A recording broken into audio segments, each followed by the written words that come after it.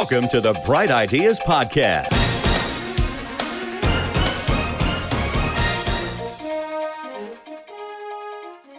Hey, Jeremy, welcome to the show. Good to have you here.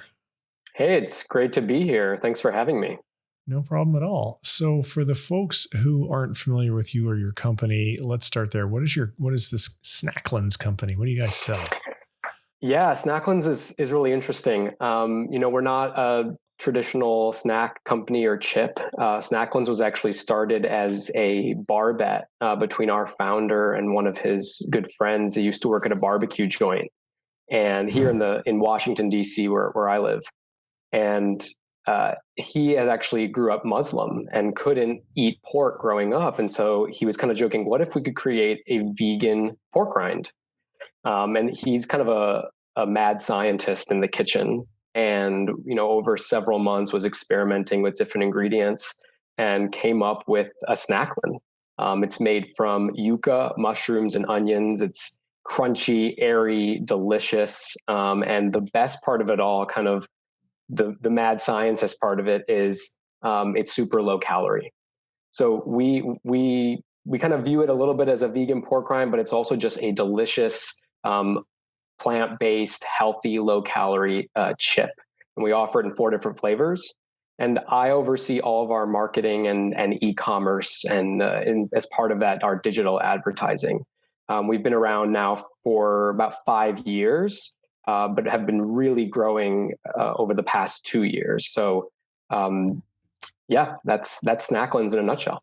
So when you say really growing, give us an idea of the size of the company today, either in terms of revenue or number of bags of chips shipped, or something our audience can sink their teeth into. Yeah, so in fiscal year 20, we did just shy of 4 million in sales. That's total across e-commerce and our wholesale and grocery stores.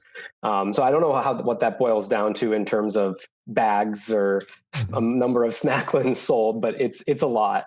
Part of that growth was because we were featured on Shark Tank in October of 2019. Right before that, actually, we were featured on the Rachel Ray Show. So, two kind of very different TV platforms, but got a ton of awareness from that and have been growing our e-commerce business and our retail footprint ever since. And you joined the company about approximately 2 years ago when it got funded. Is that right? Yeah. In kind of like late 2018, early 2019, we received a significant round of funding just to kind of get Snacklinks to the next level, from inside of our founder's kitchen and to actually opening a factory, hiring a small team of myself and a few others to take marketing and launch our e-commerce and everything. So yeah, I came in just after that round of funding in 2019. Okay. And so back then, do you remember roughly what what sales were per month? When I first started, we didn't even have e-commerce. That was, in the before times, when our factory was just getting started. So I don't remember, but definitely sub 1 million. Okay, so significant growth. Oh yeah, since then. Shark Tank and the publicity we've received has just sent us kind of on a rocket ship, and we've been growing ever since. And did the founders do a deal with the sharks on Shark Tank, or did they just get on the show? We did. We made a deal with Mark Cuban, who is an investor to this day. Okay, it's been great. Cool. And what, have you ever interacted with Mark yourself? So I have never personally met Mark. I know our founder has, obviously, in person and when he was on the show, but we work with Mark and his team, very closely, and he's a big fan and proponent of Snacklinks. I think he actually tweeted about us a few weeks ago. So, nice. Yeah. When you say you work closely with his team, what kind of things does Mark Cuban's team do for you guys?